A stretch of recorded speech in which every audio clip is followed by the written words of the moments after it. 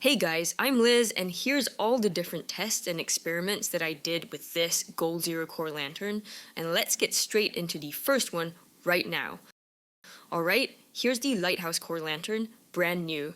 There's an official Goal Zero store here in Singapore where I live, so I got it direct from there. You can try out the lantern even before buying it, so that's nice. Here's what the rest of the packaging looks like, and of course, here's what the unboxing of the core. It comes with a user guide which looks like this, and then after a little more unboxing, we've got the lantern right here. Just take note that the core comes in demo mode, and to take it out of demo mode, just plug it into a powered USB port like what I did here. Now, here's a very quick guide on how to use this Lighthouse Core lantern and what features it comes with. 1. There's a carry handle at the top of the lantern. 2. This is the light dial that you can use to turn on and off your lantern. 3. When the lantern's on, the battery indicator lights here will come on too. 4. It comes with an attached USB cable. 5. It also has a charge out port for charging your phone. And 6. There are magnets at the bottom of the lantern. Of course, I'll go through each one of these with you right now. First up, let's talk about the handle. It's a nice sized handle. It has enough room to fit my closed hand very nicely, which makes it easy to carry around the campsite. If you don't want to use it, you can actually put it away and secure it to the side like this. There are these 2 tiny little hooks to keep it secured in place. There are another 2 tiny little hooks on the other side too, so you can secure it there instead if you want. I noticed that after a while these hooks will get a bit loose and it'll no longer be as tight as they once were, but to me this is not really a big issue. The handle is also completely detachable like this, but it's a little bit stiff getting it out there. But this makes it easy to hook onto anything. Alternatively, you can also use an extra carabiner to get this lantern hooked up to the top of your tent if you don't want to keep having to take this out and put it back. Moving on to the light dial, here's everything you need to know. This dial can be turned to the left like this, and that would light up half the lantern. Or if you prefer, you can turn this dial to the right instead, and that will light up the full lantern. When it's back to the middle here with this crevice here, that means the lantern is off. If you turn the dial just a little bit to the left for the half lantern, this will turn on the dimmest setting. If you turn it all the way, that will give you the brightest setting for the half lantern. You can also stop it anywhere in between if you don't want it too bright, but not too dim at the same time. As for the full lantern, it works the same way too. Turn the dial a little bit to the right for the dimmest setting, and all the way to the right for the brightest setting. Now, you may be wondering, how many lumens does this Lighthouse Core lantern have? Goal Zero says that it has a maximum lumen output of about 430 lumens. Is this accurate though? Let's find out. To test for this, I'll be using this lux meter to measure exactly how many lumens this lantern is giving out. At its maximum output, and I'm using the full lantern for this, so basically the brightest setting, it has a reading of 382 lumens. I'll tilt the lux meter slightly so that you can take a look at the reading. It'll change slightly and drop down a bit because it's now not accurately measuring the reading, but from what I've tested, 382 lumens is the maximum brightness. So not exactly the most accurate lumen output by Goal Zero, and sadly, this is another knock against this lantern. What about the dimmest setting instead? For this, I just barely turned the light dial ever so slightly. This has a reading of 0 lumens on the lux meter, which I quite like, because then you get a whole range of settings from 0 lumens up to almost 400 lumens. I'm just getting started with the testing though, and now let's find out what the shine radius of this lantern is. So I've got my Lighthouse Core sitting on my tripod here. Goal Zero doesn't specify the shine radius, so I'm going to use my lux meter to try and measure it for you. Now this is the Lighthouse Core up close, and the lux meter is showing a reading of over 400 lumens. And now I'm going to back away from the lantern, and you can check out the lux meter and how it reads less and less light as we back away from it. And here's the exact place where there's a 0 lumen reading. This means that the lux meter can no longer detect any light from the core. Now what is this distance here? That's going to give us the shine radius. I'm going to measure this distance here using my footsteps. That comes in at about 7.5 footsteps to get to where the lantern is. and I measured that distance. That comes in at just 6.5 feet, or 1.97 meters. This is the shine radius of the core. But here's the next question. Is this a good radius? To be honest, it's much lower than I expected for a 430 lumen lantern, or rather a 382 lumen lantern, and that's another knock against this lighthouse core. For example, I have other rechargeable lanterns that have a much lower lumen output, but at the same time a longer shine radius. The Black Diamond Apollo has a slightly lower lumen output of 362 lumens, yet it throws its light 10% more than the lighthouse core. Here's my theory on why this is the case, and that's got to do with the light quality of this core lantern. If you take a look at the core and if you look at its frosted globe, notice that it's not quite as frosted as you may want it to be, so it doesn't diffuse the light outwards well enough. On the other hand, for the Apollo, it has a much more frosted globe, which diffuses light better, so it throws light better on a lower lumen count. Moving on, the light color, or to be more specific, the color temperature of this core is 3,500 Kelvin. Lights range from 1,000 Kelvin, which is the warmest light, to 10,000 Kelvin, which is the coolest light, so this is somewhere on the warmer side. Goal Zero calls this a warm white light. Here's all the info that you've learned so far on the lighthouse core, which is the lumen output, the shine radius, and the light color. Now, here's the next question. What exactly does this mean when you go camping? Here's roughly what you need to know. Here's the core hanging at the top of my Coleman 6-person Sundome tent with the carabiner that I showed you a few sections ago. Now I'm going to make it as bright as possible on both halves of the lantern. And here's how much of my Sundome that the core can light up, which is basically everything. And here's me sitting at the edge of the Sundome, and I can read my book perfectly fine. Here's roughly what I'm looking at, and as you can see, everything's nicely lighted up. Now, what about the dimmest setting? Well, there's a lot less light in the tent now, and there's no way to read on this setting at all. It's way too dark, you can make out some of the words, but it's too much strain on the eyes. Here's what the core looks like on the dimmest setting, and also the brightest setting when I'm just lying down in the Sundome. It's not too glaring from afar, thankfully, even though the frosted globe isn't as frosted as I would have liked it to be. I actually really like the half lantern setting, especially on the dimmest mode because it makes for a really nice nightlight, especially when you face the lighted part of the lantern away from you. And of course, here's the half lantern on the brightest mode, and just to wrap this tent camping test up nicely, here's what the Sundome looks like on the outside. Here's the dimmest setting first, which is just a nice, soft glow, and here's the brightest setting, which lights up the tent nicely. Oh, and here's what the lighthouse core looks like without the tent. In this shot, there's no light. In this shot, this is a dim setting on one side. In this next shot, this is the brightest setting on one side, and this next shot, this is the dimmest possible setting on both sides. And the last shot here, the brightest setting on both sides. Moving on to the next test, what is the runtime of this lighthouse core? On the brightest possible setting, you can find all the info on the box that came with the core over here. So the brightest setting is both sides lit on high power, which should last for 4 hours. Does it run for 4 hours though?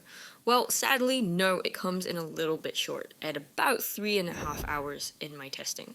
Now, what about the dimmest setting? That's one side lit on low power, which should run for more than 350 hours. That's insanely long, and I was so excited to try this out. But sadly, in my testing, the core came in at just 259 hours. That's almost a whopping 100 hours short of how long it's supposed to run for. Again, that's gotta be another knock against the core.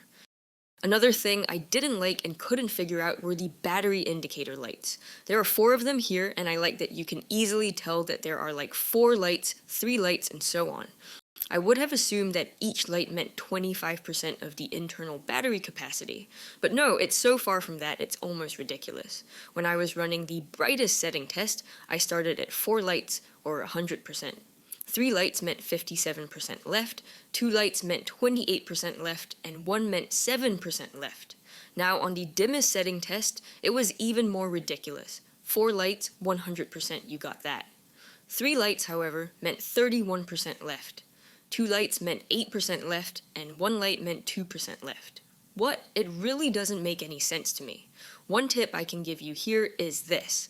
I found that this last light usually means critically low battery for me. and you won't have very much runtime left. It doesn't mean 25% battery left, so don't be fooled. It means that you gotta find somewhere to charge your lantern quick, and this brings us to our next test, the charging test. The Lighthouse Core has this built-in USB cable, which, to be honest, I'm not a big fan of. I mean, I like that I don't have to remember to bring a cable to charge this, but I'm just afraid of the long-term wear and tear on this. To charge this core, just unwind the cable and plug it into a USB port. It's as simple as that. After that, the battery indicator lights will start blinking. The first light blinking means that it's just started charging. Then the second light, the third light, the fourth light, and when it's fully charged, none of the lights will blink, and you can unplug the lantern from the wall socket. The battery indicator lights will go off a few seconds later. And again, the indicator lights weren't perfect, and here were my findings. Oh, and I noticed that my lantern took only 3 hours and 45 minutes to charge, but it's supposed to take about 5 hours to charge. Maybe mine's an old model with a reduced capacity. I don't know about that, but it could be a reason why it's not performing so well. Onto the next function, and that's this USB charge out port. Now, I've charged the core to a full battery, and I'm not going to use any lighting from this lantern at all. Let's see how much juice it'll give my iPhone 12. I got almost a full charge out of it. Actually, it's more like 76%, not to be specific or anything. And I still had about 40 hours of lighting on the dimmest mode with 2 sides lit. That's about 80% with only 1 side lit. Not bad, at least you won't be stranded without any light. The Lighthouse Core also has a decently wide base. This is about 3.6 inches or 9.2 centimeters wide, so it's pretty stable on flat ground. The base is also magnetic, and I'll be showing you the magnets. At the bottom of the base, there are these 4 small magnets right here. These aren't very big, they're not the strongest, but they're pretty decent. Now, I'm gonna stick them on here so you can see what it's like. Right side up, not too bad, it sticks pretty well.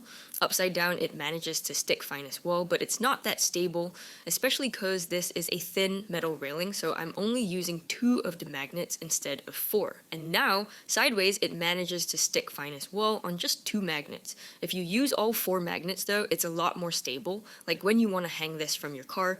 This lantern has a pack size of about 4.3 by 4.3 by 4.8 inches, which is about 11 by 11 by 12.2 centimeters. And it weighs about 12.7 ounces, which is 359 grams. Now, this core lantern does not have an IPX rating, meaning you cannot get this wet. Some of my other lanterns have an IPX rating. This is my Black Diamond Apollo with a rating of IPX4. Notice that it has these flaps to cover the 2 power ports of this lantern, which prevents water from getting in and drenching the electronics inside this lantern. However, when we get to the Lighthouse Core, it has multiple ways that water can get in and ruin the lantern.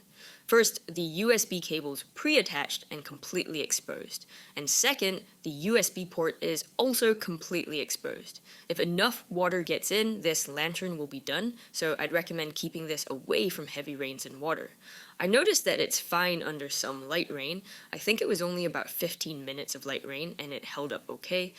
And I'm also going to test it under some heavy rain anyway, because I want to know what happens. So this is my heavy rain test, and that's my core right there. I'm going to get it nice and drenched so we can find out exactly how much rain it can take. I did this for about 10 minutes and then I stopped the test. After that, here's what I noticed. The lantern is still working perfectly fine, but if you take a closer look at the inner lantern here, notice that there's quite a bit of water that managed to make its way into the lantern. There's one huge splotch of water here and throughout the entire lantern as well. If you keep this under heavy rain for extended periods of time, this is not going to last for sure. Another test here is going to be my drop test from about my hand height, which is about the height that I usually drop my stuff. Again, it looks like it's blinking here, but it's not. And after a drop, it looks perfectly fine and it's still holding up. If it doesn't hold up, Goal Zero gives you a 2-year warranty on this lantern. It's not a very long warranty though, I do wish it'll be at least 3 years or more. For pros, the Lighthouse Core prides itself on being a simple, functional, and uncomplicated lantern. It has all the basic features that anyone would need from a lantern, like a nice handle, a light dial, battery lights, a pre-attached USB cable, a charge-out port, and a magnetic base. These basic features are pretty good. For example, I love that the light dial is huge and it's super easy to turn on and off, and I could find the dial easily even in the dark. The second huge pro to this lantern is the completely adjustable brightness settings. I definitely prefer this to other lanterns that have only select levels of brightness. I also love the accurate lumen output and the light temperature of this lantern, because I generally prefer warm lights to cool lights when camping. But sadly, that ends the pros of this lantern, and we're going to get into the cons next. First up, this Lighthouse Core doesn't have a lot of light modes. If you're looking for a red light, white light, colorful lights, or even strobe mode, this lantern doesn't have it. I also found that it doesn't throw light very well, which I explained in the shine radius test. And in the test after that, test 7, I also explained that the light quality isn't as good as I thought it would be, and I wish the globe could have been a little more frosted. I also noticed that I might have gotten an old lantern from old stock, which has a reduced capacity. Let me explain why. When I was charging my Lighthouse Core, it took only 3.5 hours instead of 5 hours. This isn't a con, but that's kind of sus to begin with. Then I used it to charge my iPhone 12. It has a capacity of 4,400 milliampere hours, so I thought it would charge my phone at least 1.5 times. But it stopped charging after a 76% charge, so almost a full charge, but not quite. After that, I ran my lanterns and found that the run times were overstated. The brightest setting was overstated by 12%, and the dimmest setting was overstated by 26%. Moving on to the next con, I also noticed that the battery indicator lights on this are kinda bad and pretty inaccurate. There's also no water resistance on this lantern, and the elephant in the room here is that it's not very well rated. And that's because a lot of folks say that their lanterns have just turned on randomly with no way to shut them off. This is because of a manufacturing defect. I'm not sure if it's still happening, but I have no issues with mine so far, and I've been using it for about 2 months now.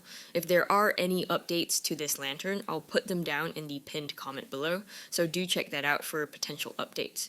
Overall, I think you can tell that there are quite a few more cons than pros to this lantern, so I guess I don't really recommend it. I have all of Goal Zero's lanterns, and this Lighthouse Core is probably one of the worst ones I've come across so far. To check out these other Goal Zero lanterns, do check out the videos that I've put on the screen here. Thank you for watching this till the end. You're awesome, and I'll see you in that video.